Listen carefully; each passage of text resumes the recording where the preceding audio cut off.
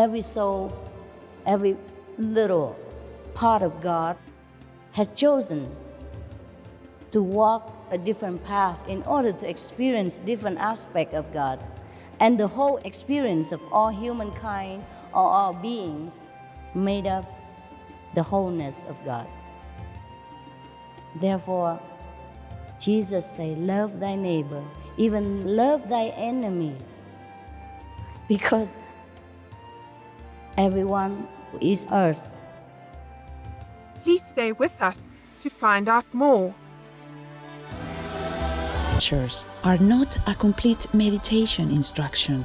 Please do not try alone. For free of charge guidance, please visit godsdirectcontact.org or contact any of our centers near you. Ladies and gentlemen, it is time to experience the enlightening wisdom of the Supreme Master Ching Hai. Thank you, thank you.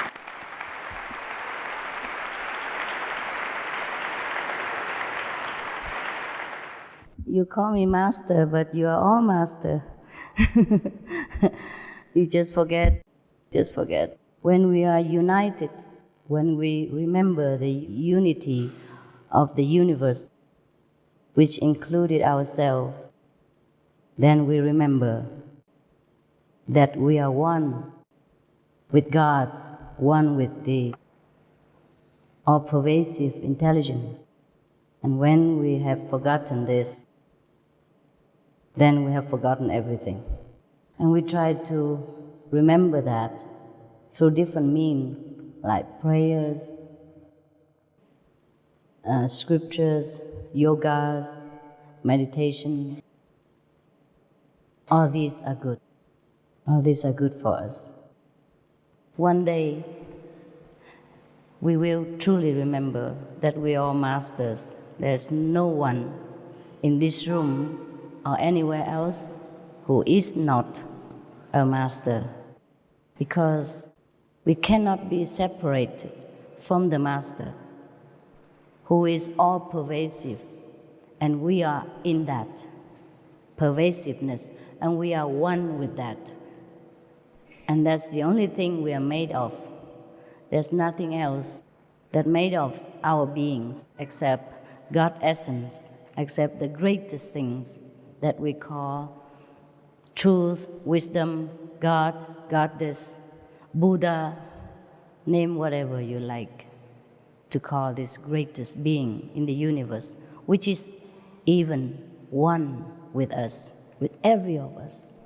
That's why at the time of death, the so-called ourselves or the body just lay flat on the ground or anywhere and doesn't move, because that essence of all movement, of all activities, has chosen to leave that physical instrument for that time, maybe seeking another instrument for further experiencing the limitless, the vastness of this great being, which we call God, which is one with us, actually.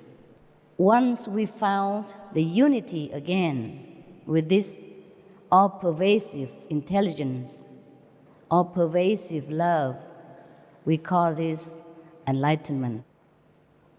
We call this God realization or self-realization of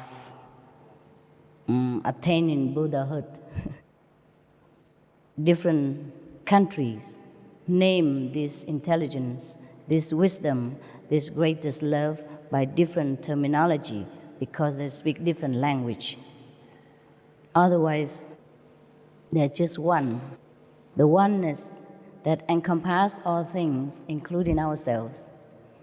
And we are never, ever separated from this oneness, even if we try. The only reason we feel separated from this oneness is because we have chosen to forget the unity so that we can re-experience again this greatness, and we can recreate ourselves again through forgetfulness or remember again the bliss of heaven, of unity with God, which is ourselves, our greatest self. For example, many people ask me all the time, what happened when we die? I always say, I didn't die yet, so I don't know. But we could experience the feeling of death during our deepest prayers or contemplation.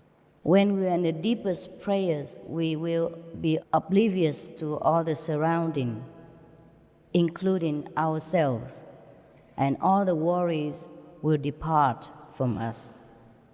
This is the time when the Indian yogi is called samadhi. During this samadhi time, we will experience oneness with God, almost like the time when we die. That's why in the Bible it is mentioned that learn to die so that you will begin to live. And a saint also say, I die daily. Whoever forsakes the flesh for the spirit will find God, etc., etc. How do we forget or forsake the flesh? Every day we have so much problem of living, of survival. Every little things that we see around us, everything we encounter during our lifetime, always try to remind us that we are a physical being. We are just a mere mortal, a weak, feeble human being, helpless in front of destiny. So how can we forget this? We can. We can if we practice. We can if we know how. It is very simple. Every one of us can do this.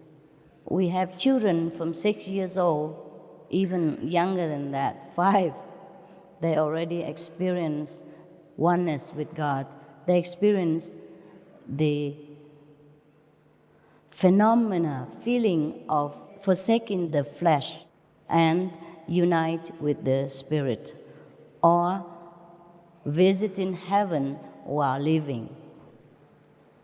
It's just like I'm coming to Africa to visit your beautiful country. And then tomorrow or next days, I will go back to another country or back to where my house is. It is as simple as that. We could visit heaven and go back to earth again, not by the body, but by our own essence of being. We call it the soul or the spirit, which is always one with God. The body is just like a focus point so that the soul can pay all the attention there in order to gather some earthly experience that he wants to experience, so that he can temporarily, if the soul is a he or a she, we have to say something. Okay, she or he want to experience something in this material existence, then that soul or that part of that great beings of God has to focus on some point. Focus so much so that he can forget completely about his oneness with God. At that moment, we're born. We say we're born in the physical world and we have a body. And so long as the soul or that part of God consciousness still concentrate on this focus point of the body, or whatever body he chose to focus on, we say that that's a he, that's a she, that's a human being, or that's a what. Actually, that part of the soul, or we call individual soul, has never left the whole of God consciousness. So we have never been really born, or we have never died. But we could choose to forget completely about God, about the whole unity of ourselves, and just focus on this physical being. Then we would never experience Godhood, even though God is all over us, everywhere. But if we choose to be awakened, to remember, then we can. We can forsake our attention for a while don't focus on this physical being for a while. We focus back to the unity. Then we can find God. We realize that we have never left God. Then we one with God, and we are always never separated from God. So that is just the secret of the universe. It's nothing much more than ourselves, our own consciousness, make choices all the time. We choose to be a human being, then we focus on a human body. So we have experience of human life, all the sorrow, the suffering, the happiness, the adventures of the flesh, the pleasures, the pain. The moment we feel we have enough of physical experience, we want to experience something different, then we choose another choice. We might choose to be a diva, or we might even choose to experience to be a flower. That's also possible. And that's why it is born the theory of reincarnation, of transmigration into different levels of existence. But actually, we have never gone anywhere at all. Neither go up nor go down. We just forever flowing in the life force of the universe, forever being in God's heart, but forever experience different focus points for our own pleasure, for our own amusement. But while we are in the physical body, sometimes we have forgotten the wisdom of ourselves. Therefore, we have forgotten the choice that we have made before we came here. So the choice we have made might have led us to some pain or suffering. Then now we complain. We complain so much because we don't like the suffering. The body doesn't like the suffering. The mind doesn't like the pressure. But that was what the soul wants to experience. He wants to experience pressure so that he can appreciate again the freedom in God consciousness. He wants to choose suffering so that he can enjoy thousandfold again when he enters eternal bliss once more. That's why we are here, so that we know God more, we know ourselves more. Just like we are the king of ancient nation, sometimes the king disguises himself as a commoner and go among the people in order to understand what true citizenship is like. And then when he comes back, he appreciates his position better, his comfortable palace, or the servants that serve him, or the power that he has. When he disguises himself as a commoner, he has to undergo all kind of hardship, all kind of ordinariness, just like every one of his subjects. He cannot reveal himself that he's a king. In fact, he must completely cover up his identity so that he can truly merge with the people of his nation and experience what their daily life is like. Similarly, we were once with God consciously at that time. We have never been away from God, but now we are not consciously remembering that. So we had enough of the suffering of this physical life. We had enough of the mundane experience. So we get bored. We feel there's nothing really here anymore for us to enjoy. We would like to know where we come from. What else is there in this vast universe of God's creation that we should experience? This is the time when we ask this question, when we wonder like this is the time we will experience enlightenment. We're ready. We're ready for it. So we came all this time to be a human being, to be different human beings. Sometimes if we have focused on one focus point or one human existence, and we didn't feel we have enough of physical enjoyment or physical adventure, then we focus on another existence of another human being again. And then we continue further until we get tired. So actually, anyone who is ready can experience God's light, God's unity and enlightenment. That is very simple like that. It's your choice only. You've chosen to forget, and now you have chosen to remember. So if you think you have chosen now to remember again, then of course I'm here to serve you.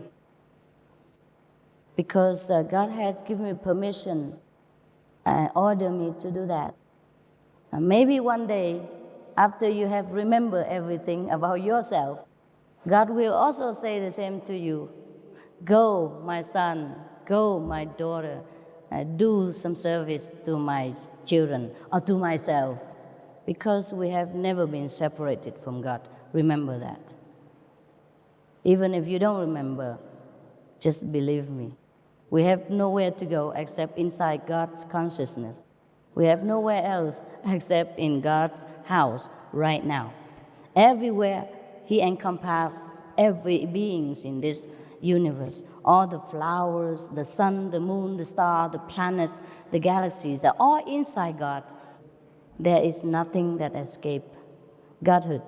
For a conscious soul, there is no such thing as hell, but just a temporary, passing experience that he has to go through in the course of eternity, because he has chosen to experience some so-called suffering in order to grow, in order to understand happiness again. Every soul, every little part of God has chosen to walk a different path in order to experience different aspects of God. And the whole experience of all humankind or all beings made up the wholeness of God. Therefore, Jesus said, love thy neighbor, even love thy enemies, because everyone is earth. They have chosen to play that role only. There is no enemy. Just us, just God, different focus points to make life more abundant, more variety, more different, more colorful. Just like He made us, even so different colors, so that we can enjoy each other. Like I look like yellow cornflakes, corn, and you look like chocolate.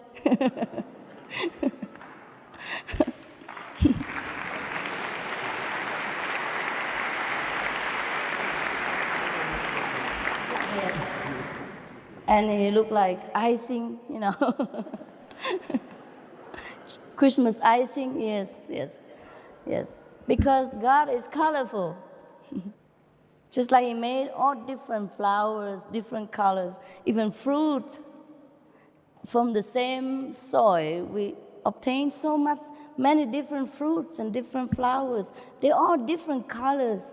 The African people chose to always wear colorful clothes because inside, I think they feel that they are very close to God. They're so happy.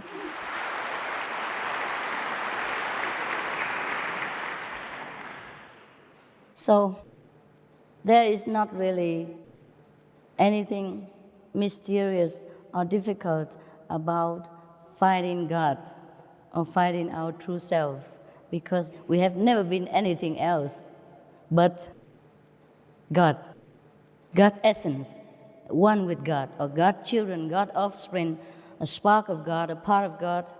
It's just like the fish in the sea is born in the sea, it lives in the sea, and when it dies, it becomes the sea again, you know, thing like that. So we have never run anywhere. The problem with us now is that we have to change our thinking. We have to change.